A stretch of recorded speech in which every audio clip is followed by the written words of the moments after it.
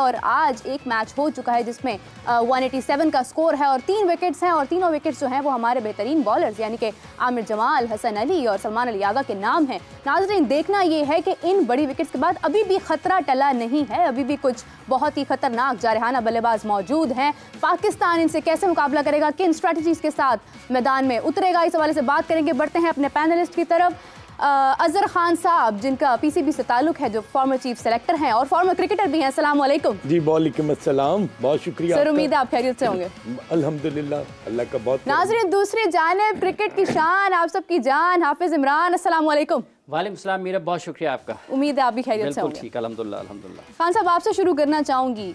MCG is a biggest ground you know, तो इसके बाद क्या लगता है कि इस ग्राउंड में इन पिचेस के साथ अब नेक्स्ट इनिंग्स में पाकिस्तानी क्रिकेटर्स को किस तरह से उतरना चाहिए? देखें, पाकिस्तान फिर 4 फास्ट बॉलर्स के साथ खेला और फॉर्चुनेटली पाकिस्तान ने टॉस जीता और जीतकर जो कंडीशंस थी ना वो ऐसी थी कि बारिश हो रही थी।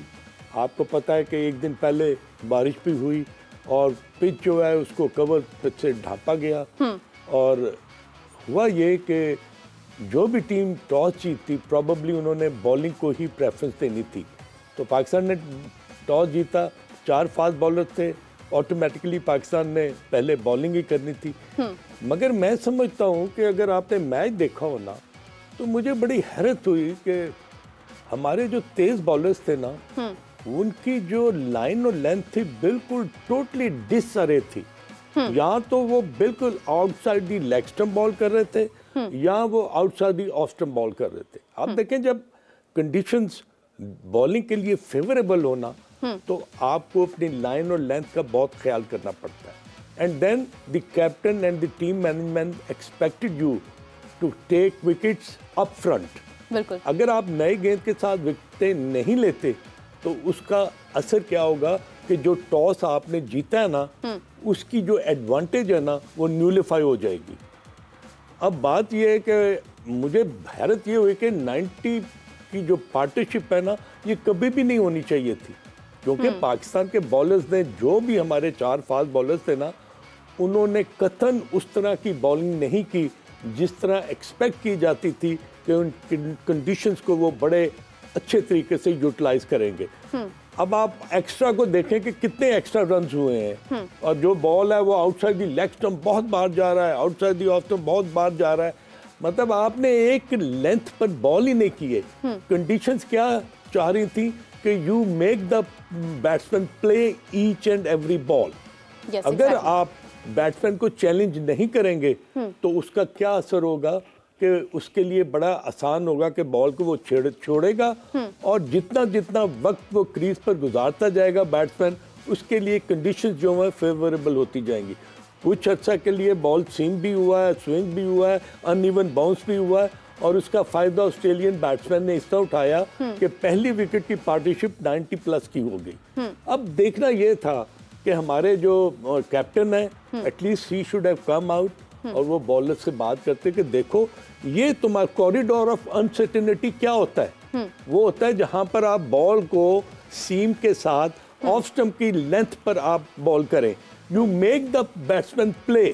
अगर वो खेलेगा नहीं तो उसका आप मुझे बताएं कि फायदा किसको है। आपकी बॉलिंग को आपने टॉस जीता हुआ है, कंडीशंस फेवरेबल हैं, पिच ऐसी है जो मॉइस्चर से भरी हुई है, अगर आप उसका फायदा नहीं उठा सकते तो मुझे ये बताएं कि फिर विकेटें अगर आप नहीं लेंगे टॉस के जीतने का जो एडवांटेज है वो आपने खत्म कर दिया। तो अब जिस तरह आपने बताया 187 फॉर 3 मींस के 90 की पार्टनरशिप हुई ओपनिंग की और उसके बाद जब के बाद 2-3 विकेटें गिरी हैं, मगर इसका फायदा अभी तक ऑस्ट्रेलिया को है क्योंकि उन्होंने अपनी पोजीशन को कंसोलिडेट किया। कोई 35 के 36 ओवर जो थे वो बारिश की नज़र हो गए और उसकी वजह से वो जो रन्स करने का जो उनका था ना एक टेम्पो वो टूट गया।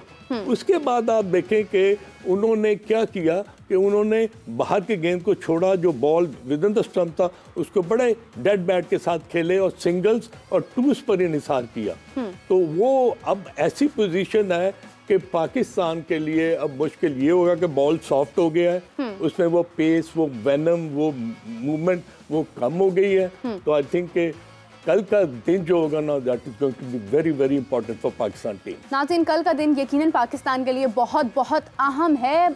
इसकी वजह ये भी है कि पाकिस्तान अभी तक ऑस्ट्रेलिया से कोई भी टेस्ट मैच नहीं जीता। शायद इस चीज़ का प्रेशर है। इस हवाले से हाफिज़ साहब, I would come to you कि क्या ये जो प्रेशर है कि पाकिस्तान के बड़े बड़े अजीम खिलाड़ी भी ऑस्ट्रेलिया के आगे कमज़ोर पड़ जाते हैं, कोशिश के बावजूद जीत नहीं पाते हैं, क्या पाकिस्तान के ऊपर ये प्रेशर है जिसकी वजह से वो पिछली भी इनिंग्स के अंदर कोई ख़ास परफॉर्मेंस नहीं दी, ये मैच शुरू हुआ इसमें भी वो कुछ एक कॉन्फिडेंस नज़र नहीं आ रहा, जारहाना अंदाज नज़र नहीं आ रहा? देखिए, अगर आप इस मैच की बात करते हैं जिसका आज पहला दिन था, ये तो कभी भी किसी के ऊपर दबाव नहीं होना चाहिए कि इससे पहले अगर टीम आई थी और वो अच्छा नहीं खेल पाई तो हम भी नहीं खेल पाएंगे।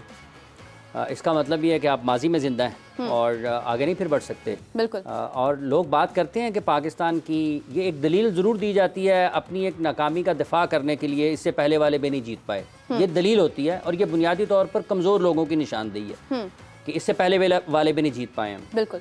लेकिन अगर आप इससे पहले वालों की कारकर्दगी देखें ना, तो वो सरेंडर भी नहीं करते थे। आप 1999 की जब पाकिस्तान वर्ल्ड कप खेलने के बाद वहाँ पर टूर पर गया था ना, तो आप उस टूर पर आप इंजमामुल हक, मोहम्मद यूसुफ, सईद अनवर, शुएब अख्तर, वसीम अकरम, वक़ार यूनस, इनकी इनफरादी कारकर्दगी देख लें। आज लोग बात करते हैं ना कि मॉडर्न डे क्रिकेट और पाकिस्तान का जो रन रेट है वो कम होता है। उस सीरीज़ में जो कि आज से 23-24 साल कबल खेली गई थी, पाकिस्तान ने कुछ 3 मैचेस की जो 6 इनिंग्स थे ना, उनमें पाकिस्तान ने कहीं कहीं लगभग 4 के रन रेट से भी स्कोर किया है। और आज की ऑस्ट्रेलिया की बैटिंग का और आज की ऑस्ट्रेलिया की बॉलिंग का, उस वक्त की ऑस्ट्रेलिया की बैटिंग, उनकी बॉलिंग और मजमूई तौर पर उनके क्रिकेट से कोई मवाजना नहीं है। बिल्कुल सही। उस वक्त Brett Lee, Glenn McGrath, Gillespie, Shane Warne जैसे, फ्लेमिंग जैसे फास्ट बॉलर्स और उनका पेस अटैक था। उस टीम में Matthew Hayden, Adam Gilchrist, Marco, Steve Waugh, Michael Slater, Damien Martyn, इस जैसे टॉप क्रिकेटर्स उनकी टीम का हिस्सा होते थे। बिल्कुल। ठीक है, तो पाकिस्तान के लिए मसला ये हुआ है कि अब उस वक्त कंपटीशन होता था।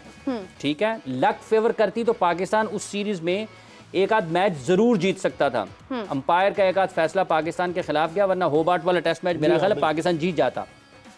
ठीक है, आज के दौर में जब पाकिस्तान अब ऑस्ट्रेलिया में खेलने के लिए मौजूद है, तो ये कहना, ये दलील इसलिए दी जाती है कि इन खिलाड़ियों को बचाया जाए कि इनके ऊपर कोई बात ना हो, इनके ऊपर लोग ये तनकीद ना करें जी ये ऑस्ट्रेलिया में गए हैं तो ये अच्छा क्यों नहीं खेल पाए। देखिए जनाब, बात यह है कि सबसे पहली बात है कि पाकिस्तान की क्रिकेट टेस्ट क्रिकेट में खालिस्तन सलाहियत की, अहलियत की और काबिलियत की कमी का शिकार है। ये आप आज मान लें या आप कुछ दिन बाद मान लें, कुछ अरसा बाद मान लें, जब तक आप ये नहीं मानेंगे आप बेहतरी की तरफ नहीं जा पाएंगे। और अगर आप अहलियत की बात करते हैं ना, अगर कोई अहल हो ना तो किस किस्म की कंडीशंस मर्जी हो वो परफॉर्म करता है। बिल्कुल सही है। सईद अनवर गए थे ना, उन्होंने 100 किया था 99 में, एक ही मैच में 50 भी किया, उसमें 100 भी किया। यूसुफ साहब ने भी रन्स किए, इंजमाम ने भी रन्स किए, वसीम, वक़ार, शोएब, इन्होंने आउट भी किए। अब आप में अगर सलाहियत नहीं है ना तो फिर आप छुपने के लिए जगह ढूंढेंगे। पाकिस्तान की इस टीम जो कि आज पहले दिन का खेल हुआ है, टॉस जीता है पाकिस्तान ने, पहले बॉलिंग का फैसला किया है। पहली इनिंग्स से बचते बचते ये चौथी इनिंग्स में फंसेंगे।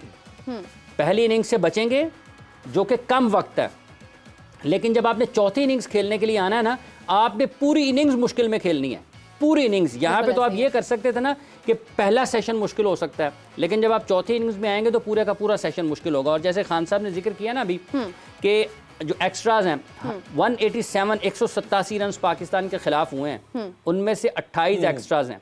इसका मतलब ये है कि 150 रन बैट के साथ हुए हैं और 160 रन बैट के साथ हुए हैं और बाकी लगभग आपने एक्स्ट्राज में दिए हैं। ठीक है जी, तो एक्स्ट्रास और जो बॉलर्स की लाइन लेंथ है, जब आपने टॉस जीतकर पहले बॉलिंग के लिए जाते हैं तो इसका मतलब यह है कि आप रन थ्रू करेंगे और आप उनको अर्ली विकेट्स भी लेंगे और जल्दी आउट करेंगे, जो कि आप नहीं कर पाए। तो इसका मतलब यह है कि टॉस जीतकर पहले बॉलिंग का फैसला गलत हुआ आपका। ठीक है, आप जो फ़ायदा उठाना चाहते थे वो नहीं उठा पाए। और आपके बॉलर्स क्यों नहीं उठा पाए हैं, दो चीज़ें इसमें याद रखने की हैं। खान साहब ज़्यादा बेहतर अंदाज में बता सकेंगे। मेरा ये ख्याल है कि जब आप कंसिस्टेंट नहीं होते हैं ना, तो कहीं ना कहीं आप फिजिकल फिटनेस में भी लैक कर रहे होते हैं। अगर आप फिजिकली फिट होंगे ना, तो जहां आप बॉल ड्रॉप करना चाहेंगे ना, पिच करना चाहेंगे, वहीं पर होगा।